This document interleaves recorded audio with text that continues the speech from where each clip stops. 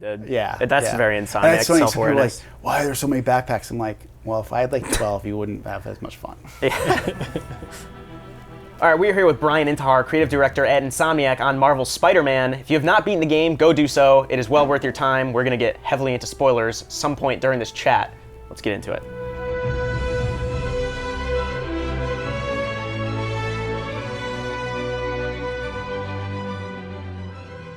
So Bryan, the game's out. People really like it. What's it feel like to be finally done and have it out in the open? It's a career highlight for me. I mean, 100%. I mean, never in a million years did I ever think I'd be working on a Spider-Man game, let alone working on it at Insomniac and being the creative director. So it's been an awesome weekend. The game came out on Friday. My wedding anniversary was on Saturday. The reviews were good. I could finally relax for like once in my life. Well, happy anniversary. Thank you. Thank you.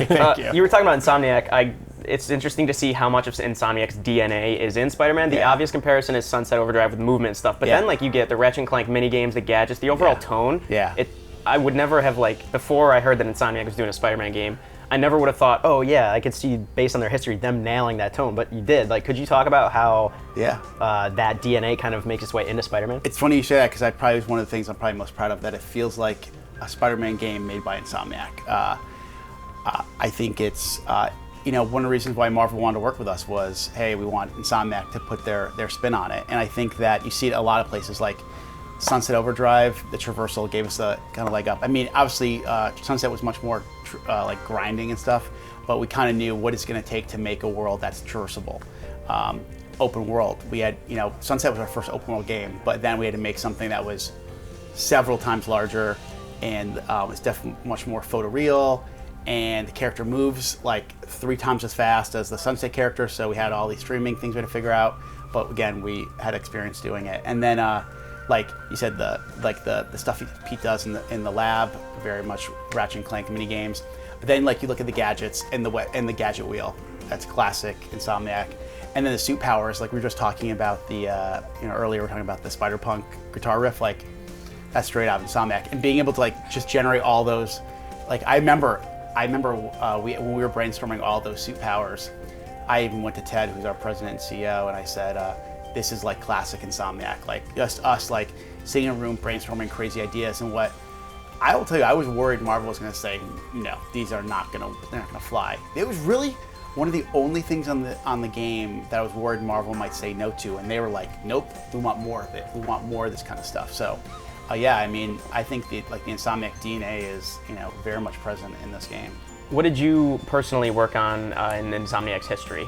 So I started back 10 years ago. My first game was Resistance 2. Okay. I was a community manager on that, and then I moved over to production after that and helped finish up Ratchet and Clank: A Crack in Time. Then I moved over to Overstrike Fuse, worked on that, and then I was lead producer on Sunset Overdrive, and then became creative director on Spider-Man. So like obviously we made a lot more games than that, but just happened to be where we're positioned. Those are the games I mainly worked on. Sure. How does it feel to be on top of a project as big as this? I don't consider myself on top of it. I consider myself part of it. It's pretty awesome. It's pretty crazy. Like I said, never thought in a million years I would be doing something like this. And to work with a character that's been so important to me my whole life, and so many. And I feel like at least the reception's been really positive so far. This is great. I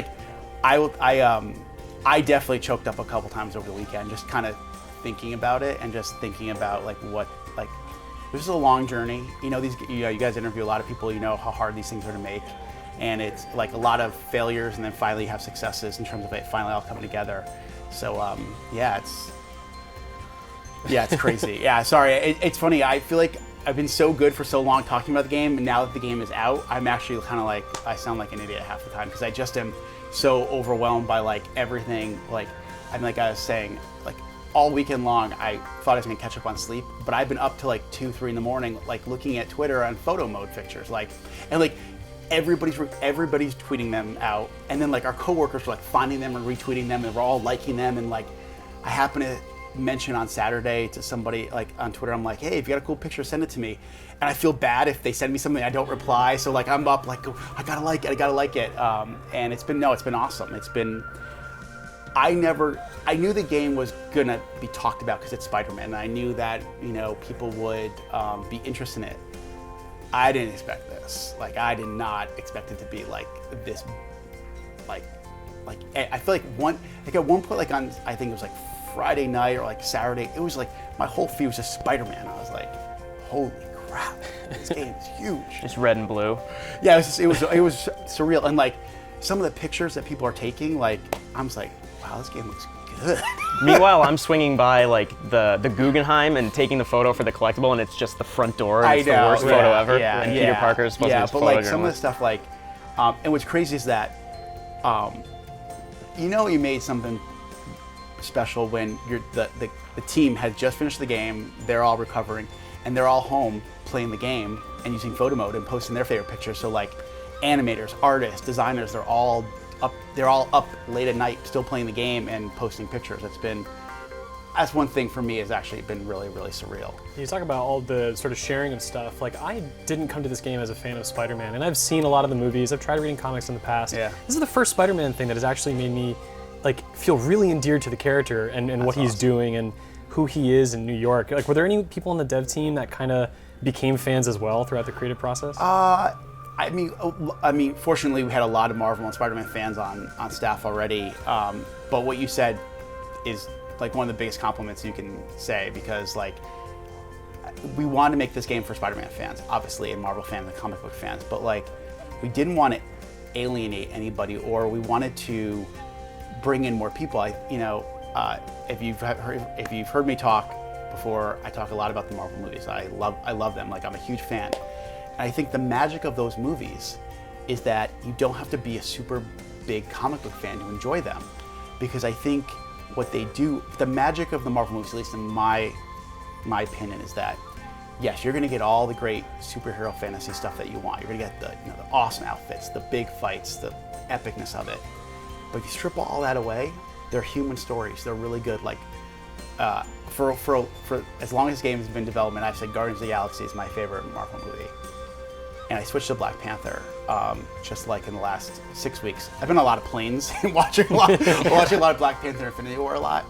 But I think Black Panther, in my opinion, is such a great movie because if you strip away all the great tech and all the all his suit and everything, it's really a coming-age story about how that person's learning to be king, and how the villain really shows T'Challa how to be king. Like he starts the movie with saying, "I want to be just like my dad," and to no, I'm gonna Wakanda's gonna be changed, and I'm gonna be a different king, and we're gonna expose Wakanda. Wakanda's gonna welcome the world, and we're gonna welcome it.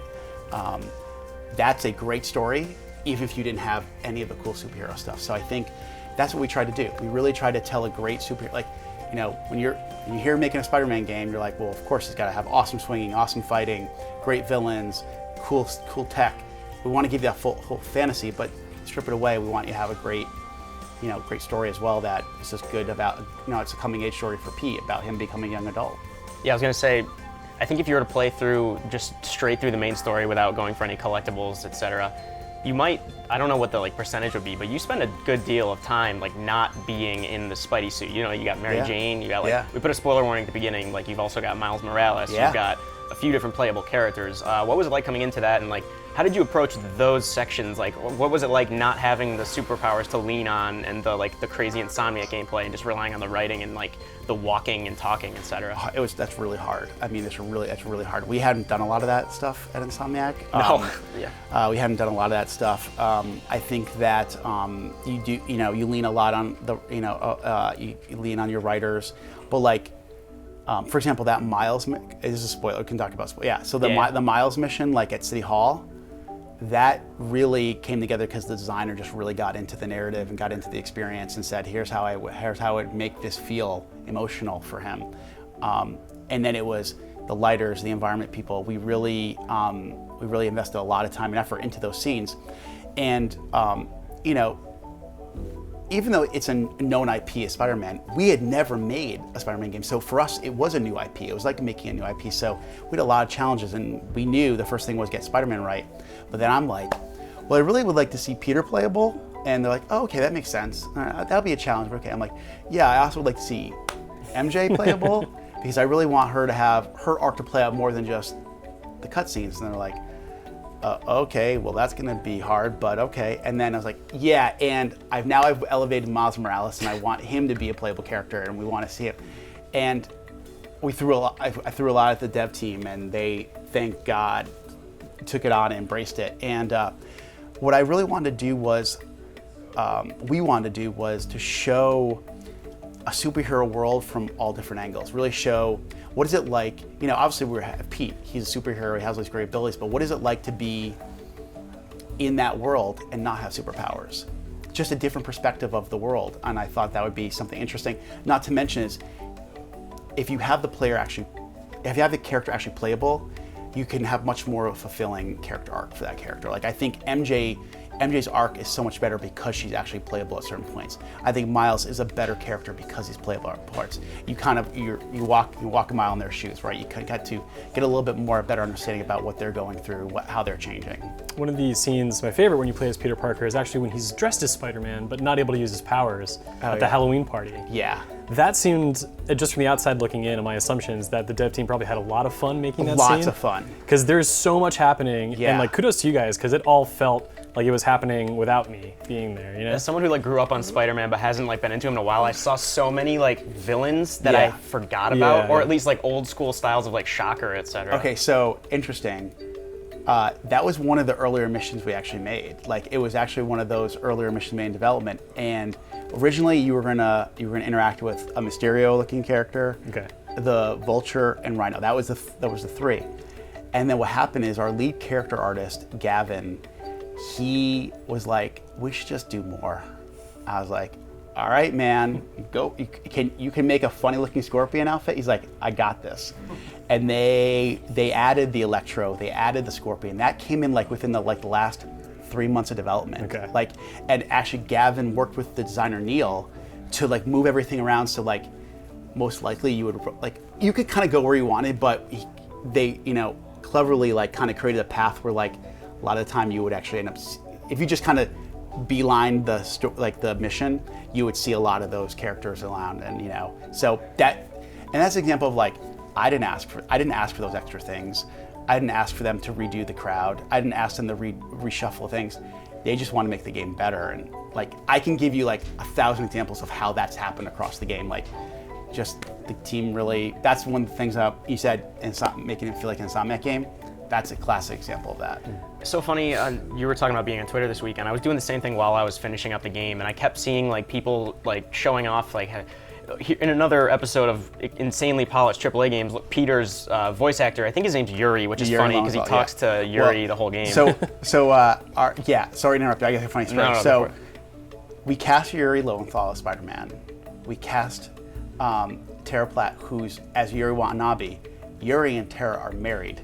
So, oh man, I didn't know they were married. They're married in real life. So Yuri is playing the game, I think it was Saturday night, and I sent him, so what does it feel like when Yuri is hearing Yuri talk to Yuri, and I like literally my mind exploded. Yeah. Like, that's like Face Off. I sent him this picture of like Jonathan Riley going like that, and it was like that kind of thing. It was like really kind of nuts, and I'm sure that would make a great gift, but I just did it in my face, so I'm sure that would be great. John Travolta, Bryan Intihar. So I think that it just it was a crazy, and he's great. I mean, he is awesome. And sorry, I totally interrupted you. No, I feel like it's my talking about Face Off threw me off. Yeah. Oh God. No, I didn't. Yuri was awesome in that game, which I didn't expect. So like I said, I grew up on Spider-Man, and I was playing this game because I grew up with, like, I've been playing Insomniac games my whole life. But I did not expect to get super into the story, but I was just saying, like, when I beat the game last night, oh my God, so much happens. Like, a lot. Like, obviously, I do want to get into, like, the future of this potential series, because you clearly, I mean, in typical Marvel fashion, there's a post-credit scene, but also before that, a lot happens. But, like, obviously, bringing Miles up and, like, did you know from the beginning, like you said, you wanted to bring Miles into it, did you know you wanted to mine the more modern Spider-Man comics and bring in someone, like, the only other person that dons that suit? Yeah. So I mean, the two biggest influence obviously were, the biggest influence was the comics. We looked at, and I think and then obviously, as I said, I'm a big fan of the movies and kind of them bringing more people into these worlds. So originally, Miles was not going to be as big of a part in the game at all. Like, he was originally just a tease.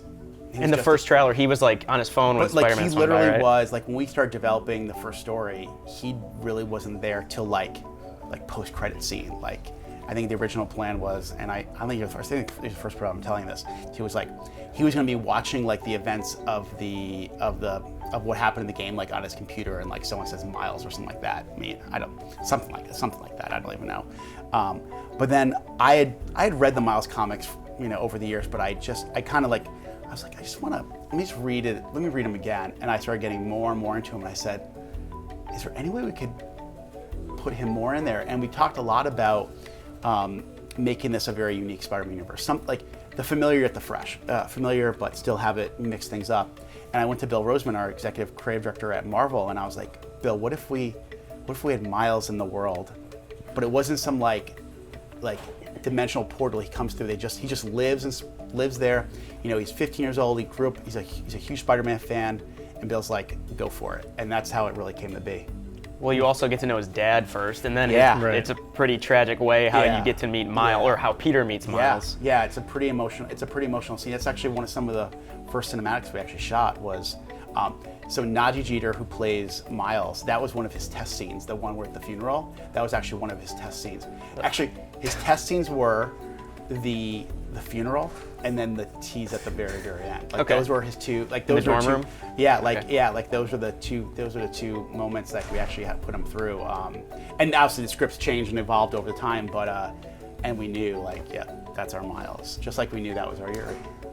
Yeah, even like with the writing itself, like when Jefferson first got introduced, I was like, oh, so for the rest of the game, he's gonna be that like the Robin, like kind of like Dark Knight Rises, the cop on the inside that's like helping Superman, and all of a sudden, Batman. All of a sudden you kill him off, and then you find out that Miles Morales is his son. If you're a fan of the comics, it's got an added layer. Yeah, we put we try to. I mean, for example, if you don't know the comics, you're like, oh, that's a sad story of someone who became a hero and then tragically dies. But if you're like, oh, that's Miles' dad, and normally it's Rio in the comics who passes away. So kind of trying to mix things up, because we thought that the kind of the mentorship, the partnership, the friendship we wanted Pete and Miles to have, it would have worked better if sorry, JD dies. You were just talking about working with Marvel, and it's interesting to hear, because I mean, like talking with other people who worked with licensed properties, like last year we spoke to Monolith, and like they're like dealing with the Tolkien property. It sounds like Marvel is pretty painless, which is maybe surprising is not the right word, but just because of how big they are, it seems surprising. I think that I went on tour, obviously, if we go, as the game's finishing up, we do a lot of preview tours and stuff, and I think the number one question I got asked was, what's it like working with Marvel? And the truth is, it was great. Like luckily the Marvel Games team is 15 minutes from our office. So if we had any type of something's not gelling, they would just come over, and by the afternoon it was solved. But I think the truth is we were on the same page for the most part at the very beginning of the project. I think they knew that we respected the franchise really, really well and didn't want to screw it up. They really embraced us wanting to mix things up. Like Bill, Mike, and Eric, all those guys, they were like, yeah, let's try some things. Even the end of the game was, I thought was going to be super. I was like, oh God, are they going to let this happen? And they were like, sure. I'm really, really close with those guys. Really, really close. I consider them my friends. I consider them the honorary Insomniacs. When they don't, I don't have them wear badges around the office. They're just, that's Bill, Mike, and Eric hanging out. All right, what up? Go get your whatever you're gonna drink. Let's talk for a couple hours.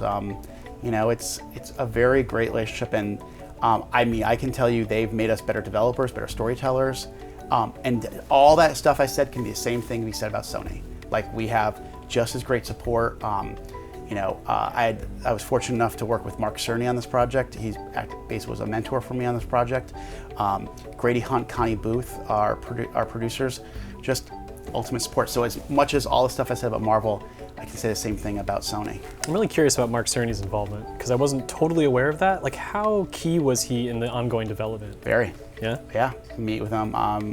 Met with them every week. You know, sometimes he'd be traveling every month. But anytime I had a question, I would ask Mark for guidance. Yeah, I mean, as you know, Mark is is really, really smart, and he's been making games for a long time, and he's seen a lot of the issues that come up, and he's really great insight, whether it's something related to tech, whether it's something related to story, design, and you know, he's great. He's a great person to work with. So super fortunate to be able to work with someone like Mark.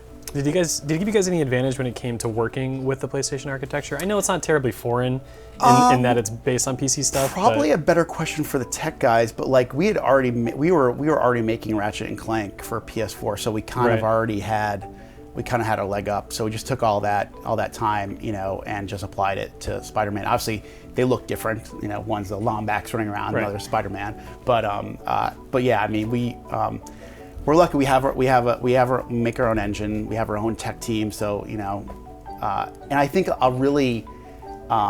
the game works so well from a technical standpoint because it's an engine that we've been working with for a few years now. Our tech team really understands it. Our dev team understands it really well, what it can do, and really push it really hard. And I think that you know, I didn't. And don't quote me on this, but I'm sure there were some hurdles that probably people didn't want to tell me because I would probably freak out about it.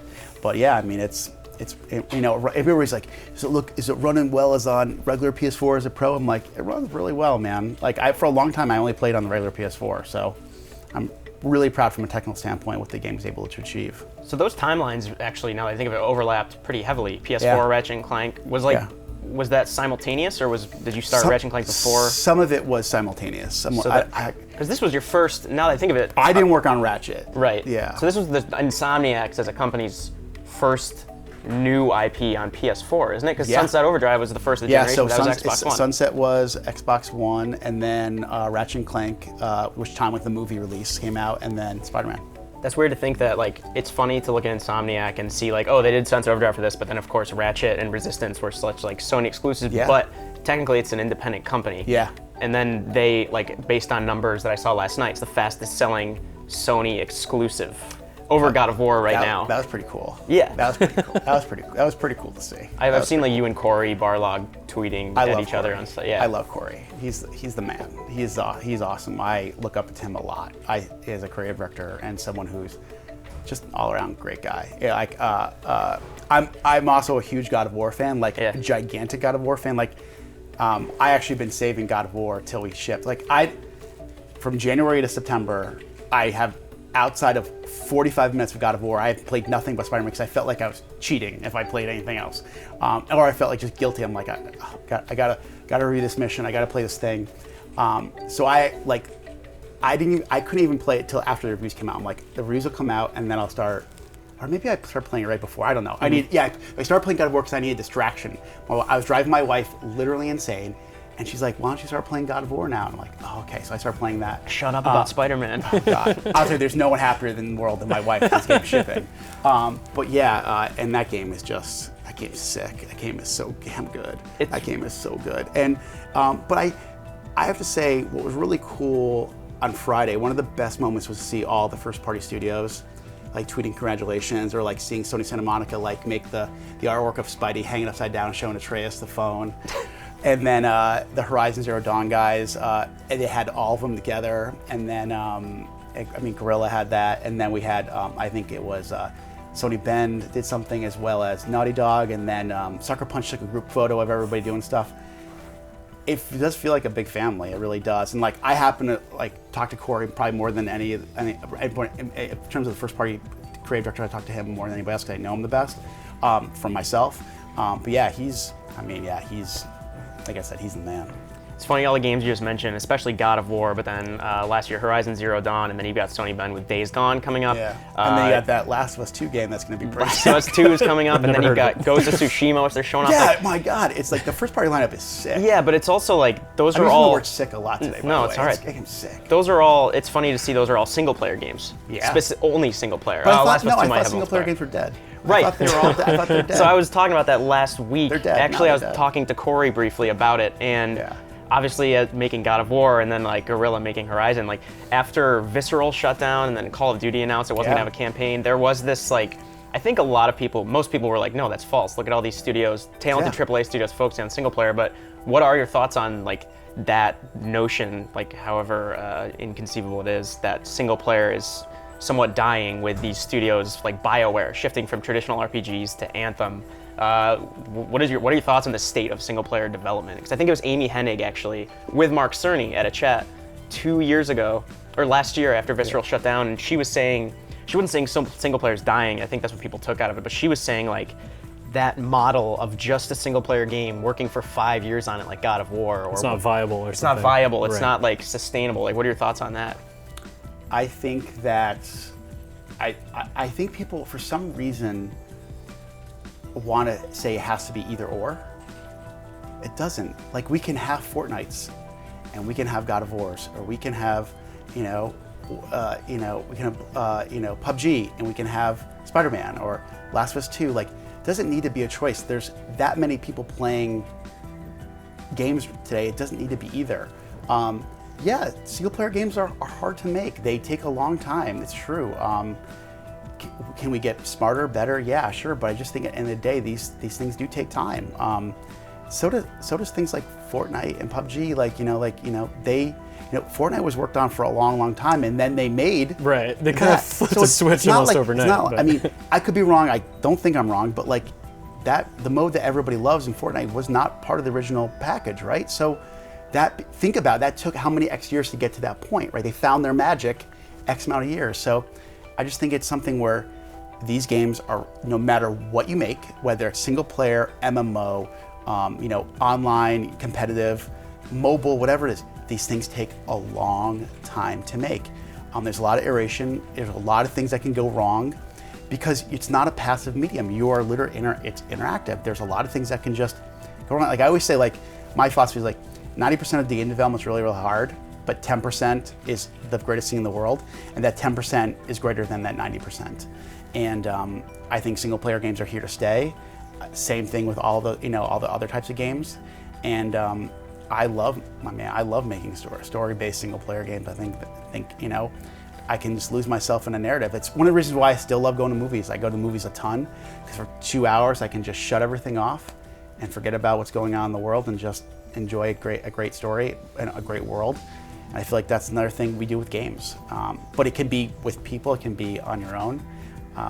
So my long-winded answer is single player games are not dead.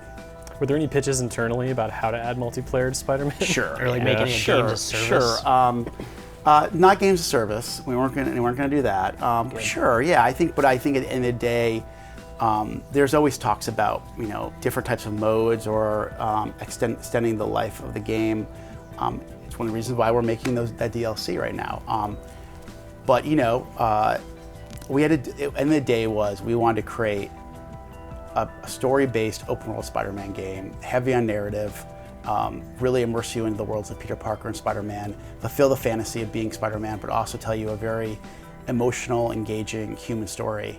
And I feel like we achieved that. So even though there could have been discussions about other things, if it took away from that number one goal, we weren't going to do it. One of the little touches I love that contributed to that feeling you're describing is the fast travel sequence, where he's in the subway. Yeah. So do you know? I'll tell you how that came about. I'd love to know. That came about. So we knew. It's funny you mentioned Mark. So Mark was like, "Hey, so what's our plans for fast travel?" And I'm like, "I don't know. We'll figure it out." And because he was like, "We're going to need it," and I'm like, he's totally right. We did. Even though it's super fun to swing around the world, at some point. At some point, some people are just going to want to say, "Hey, I want to get from point A to point B fast." And we talked about just someone came up with the idea of using the subway, and originally I think it was just going to be like a quick animation. But one of our designers, Josue, who helped a lot build the open world, like from a design standpoint, like one night, worked with an animator, Steve. And they put together a couple of those vignettes, and he came over to me almost like a kid who was like, I did something. I hope you're not mad. And we all looked at it and were like, Josue, this is genius, and you are a rock star, and you and Steve are the bomb, and it's also so Insomniac. It was like It was a great idea. It was something we needed to do. Two Insomniacs came together collaboratively with no one telling them they had to do this thing. They got excited and passionate about an idea.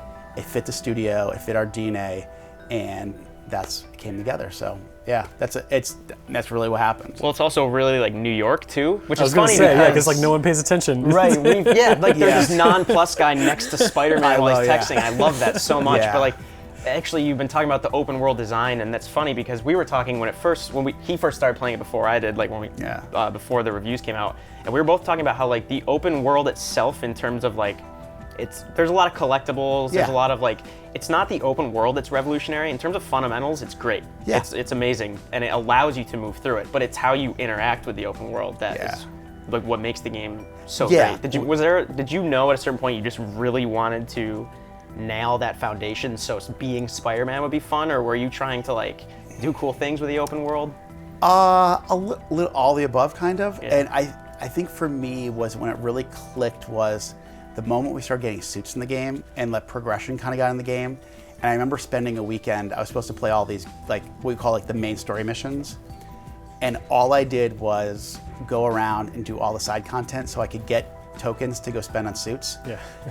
And I was like, oh, well, we got it. Like it just has that very like kind of addictive game loop. That's when I kind of knew. I definitely think going, we feel like, we can do more with the world and the interactivity with it. But, I think, we have a world that people like to explore. I mean, obviously you've seen as many people already within like after 4 days of it being out, already platinuming the game. And really going out and doing a lot of the stuff, whether it's side quests or it's the resource stations or the collectibles, or just all the crazy stuff, finding the secret landmarks. We understand people like to explore New York City, and we want to keep doing that even on our DLC. Going back to Twitter and stuff and talking about moving around, there's so much. I can't imagine the amount of work that went into making the swinging perfect, God. because it's very nearly, if not flawless, it's close because. Yeah. I mean, I was watching, and like, there's the voice acting from Yuri will like change from exhausted to resting. Yeah. And then also like, someone was saying there might be like a stretch on the web depending on where you are on. I don't know if there's like physics behind it. Like, yeah, there's a stretch. And how much went into that? Oh, well, so we literally, that was literally the first thing we did. We had like this really ugly looking Spider-Man swinging through this like gray box, New York City, and it like, it didn't have like any speed lines or effects, so like it kind of felt slow. But yeah, we pretty much worked on it from that day all the way till we were adding new like swing animations like less than a month before Gold, like because we got feedback of like, oh, I want to see more swing animations, and I went over to Elliot. Actually, Elliot came to me and he's like, hey, I think I can add like 2 more things before we ship, and I'm like, go for it, man. So we were constantly, the biggest hurdle we had with it was we never wanted to stop someone's flow and momentum, and like we didn't want the pancake on the thing and just like stop your momentum. So we worked a long time on just getting that sense of flow, fluidity, and adding sense of style. Like one thing I was really particular about, and I'm sure I drove people crazy, was like this game had to have fire escapes. Like New York City is littered with fire escapes, but they're like the worst things in the world for traversal. Like typically they're just gonna kill you. And the guys figured out how to like, whether you're going up or through, to like have them not get in your way and stuff like that. So, and that's where kind of the parkour elements started coming in, like whether you're on the ground, you're on the rooftops. So it was constantly evolving. And then we did a metric ton of play-testing. Like I'm sure Corey talked to you probably about them doing a lot of play-testing on God of War. Just same thing, just doing a lot of play-testing, getting it in people's hands and saying, just get from point A to point B, does it work? Or like, some of the more fine-tuned stuff of like, try to make sure you can hit that, that concrete cylinder and go through it, things like that. So, and we had a whole traversal team just dedicated, like all project was that, and they nailed it. It's awesome. It's a very similar feeling to combat as well, though, where I never felt like there was ever a moment that Spider-Man wouldn't do something awesome with the environment around him, whether I knew he was going to do it or not. It was like the way that our EIC keeps describing the game to me. It's like the feeling of not being able to be hit is like one of the best things in this game. Combat took a while because we haven't made a ton of melee-based games before. Like really, like a lot of stuff is guns. Like whether it's Ratchet, Resistance, Sunset, we have a lot of gunplay. So we definitely had some work. but it was really toward the late. Like I feel like we got the very beginning of the development was about nailing the tone and the voice of the character and kind of getting our story. Then it was about Traversal finally kind of came in. Then combat came in after that, and it really was that moment where we said it's the idea of the acrobatic improviser, getting him off the ground, how all the flow and fluidity that we have in Traversal, bringing that to combat, and then we adding things like the environment interacts and the gadgets and the suit powers. Suit powers came online, later. It all kind of started crystallizing. And my favorite thing was I talked about, on the weekends, as you know, as you probably can tell, I played the game a lot on the weekends. I would just take the build home and I would just try out all these things. I didn't realize they added these things. Like, for example, I remember you can punch up a guy in the air, and then if you you can grab him and slam him down, right? And I just happened to think to myself, like, what if I punch him up in the air and then I try to juggle him with my webs, and then I pull him down? What would happen? And wouldn't you know, you can do that, and when you yank him down, since he has webs on him, he sticks to the ground. Like all those little experiments. Or like, what if I put a tripwire? So the tripwire is a gadget where if you put it on a surface and a guy walks by, they'll get stuck to the building.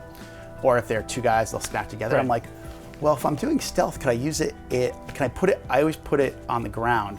Can I? Oh no, I had a guy running at me, and I was like, well, what if I, instead of placing it on him, I place it so I know he's beelining right toward me.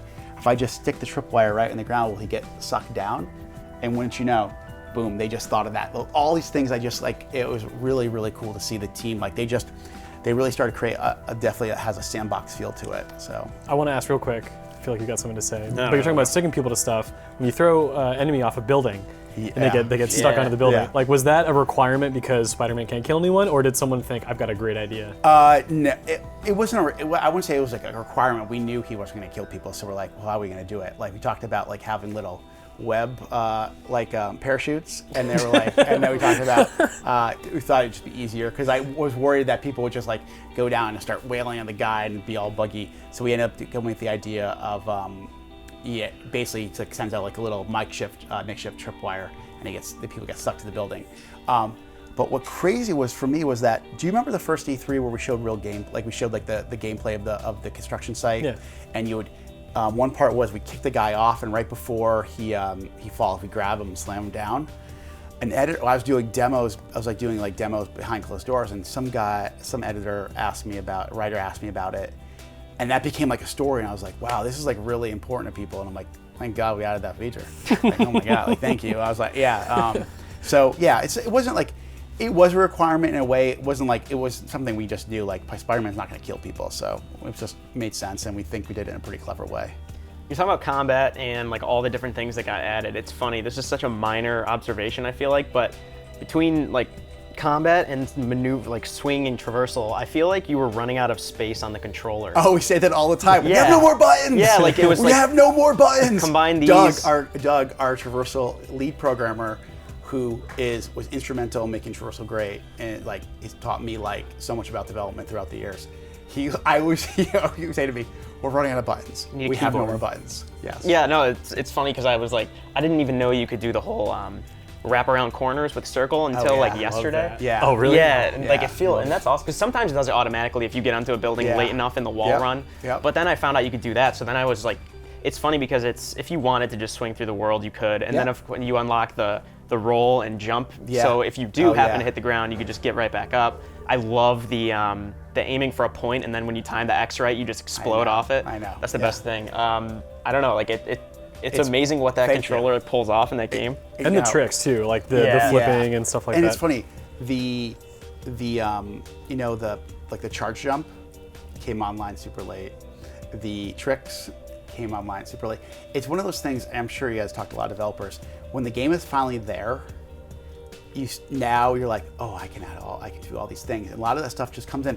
And like our lead producer Scott's probably like, Bryan, you're killing us right now. But when the team gets so excited about something, you want to embrace it. And that's, a lot of the things we did, we just embrace the passion, and they just create cool things. So yeah, that's awesome, And I think the philosophy for us when it came to Traversal was, we wanted you to feel like Spider-Man right away. So Traversal, I didn't want people like, it's one of the reasons why when you jump out the window, it's like get people traversing right away. That's the ultimate fantasy of being Spider-Man. But then, as you said, over time, you start to discover more things that you can do, and you feel much more satisfied. You feel like a greater superhero over time. That's my marketing line. But then it's also, I don't know, like we put a spoiler warning at the beginning. You're talking about how you did a lot with Traversal and with the combat. Like a lot of it maybe was unnecessary, but in the end, it makes it better. Finger guns and all that stuff. Yeah, all that stuff.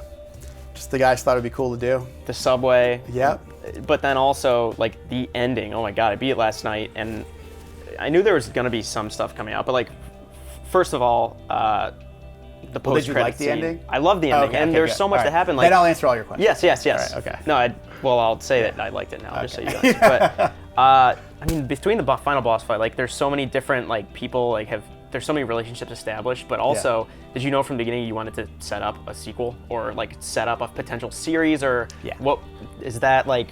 I don't know how much you could talk about. Like, I can't talk a lot. Plans, I can't talk a lot about it, but I think that we always want to think ahead a little bit, for sure.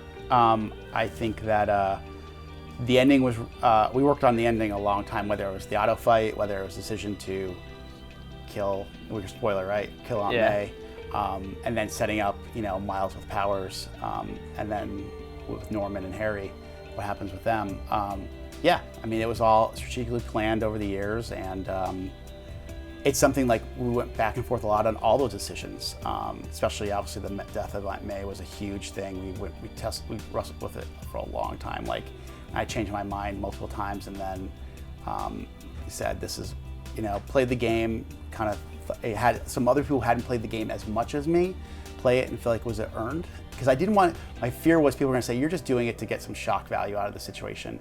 And when I had more people telling me no, I feel like it's earned, and it really helps crystallize Peter's arc. We went with it, and it's bold. It's gonna it's gonna change things, but I think that it felt like it was the right ending to the game. I'm also really proud of the auto fight in terms of like how it feels like there's a narrative arc to it as much as there is like gameplay and mechanics to it. So yeah, I'm really super proud of it. And yeah, we're always thinking about. I can't really say more than what we're talking about with the DLC, but yeah, I mean, always kind of thinking about what could come in the future. It's funny, despite the fact that you only see him in like a little codec pip, Harry Osborn's actually kind of a big character, and like based on what's going on, he's a big fulcrum for everything going on. Yeah, he is. We've tried not to just put somebody in the game just because it was like, well, I expect them to see. We wanted, even though you really never see Harry till the end. If you do all those research stations, you'll start. If you do all the research stations, and you really explore Norman's apartment when you're at that MJ mission, you're really going to understand what's going on with Harry. And that was another example of a character I really wanted to change. Like, I think for so long, people think of him as just the the party boy, the good-looking guy who's some way, and we wanted to change him up a little bit. Same thing with we did with MJ. Same thing we did with Pete, to a lesser degree, but we wanted just, I think, like I said, I've said this a lot in the past, like the Ultimate Spider-Man comics did such a good job of kind of mixing things up with still feeling like a Spider-Man experience, and that's kind of the model we wanted to use. Just give people enough twists where they may not sure what's going to happen next. There's so many pillars that I feel like you had to nail. You had to nail making a good Insomniac game, making a Spider-Man game, making a good open world game, making it feel good. How do you even juggle those all at the same time? That's such a loaded question, I realize. No, it's really, really hard. It's really, really hard. I used to have a lot more hair in my head when I started this project. That's my joke, I always say, but it's true. I think if you think about it from those standpoints, you're gonna just get overwhelmed. And you just take it day by day. And the truth is, that's, I mentioned a lot of Insomniacs today. They're the ones that make you not lose your mind during it, because someone like Doug is going to do whatever it takes to make the traversal better, or our lead animator Bobby's just going to kill himself to make sure that these cinematics look and animate beautifully, and making sure that Peter's face looks great in every single scene. Then you hand it off to the lighters, and then you're working with the audio team.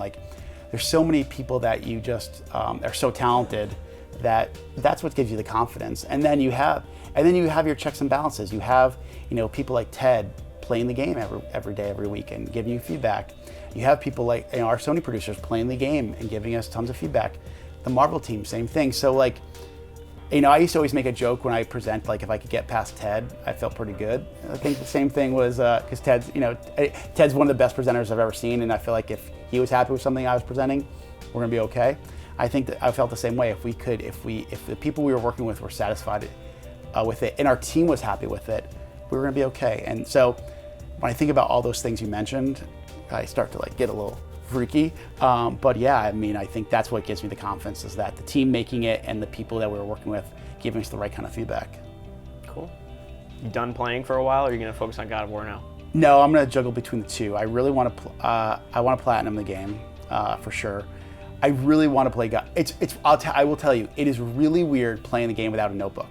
Like, because or laptop. Like, whenever I played the game at home, it was notes and notes and notes and notes, or like Excel sheets or whatever. And it was really weird. I was actually just texting our game director, Ryan Smith, over the weekend. I said, dude, it's weird playing the game and not having a laptop next to me. Like, I just like, and I mean, like bugs that I knew existed before, I'm like, okay, they fixed it. Like, oh, they fixed that. Okay, they fixed that one. Oh, all right, that one's fixed. But I'm like expecting the bug to happen, and it doesn't, because I'm just so used to seeing it, and it's a work in progress form. But like yesterday, I did all the towers, and I got all the backpacks, and yeah, I am looking forward to God of War though, for sure. Cool. Well, congratulations, you made a very good game. Thanks, guys. Thanks for having me. This was super fun.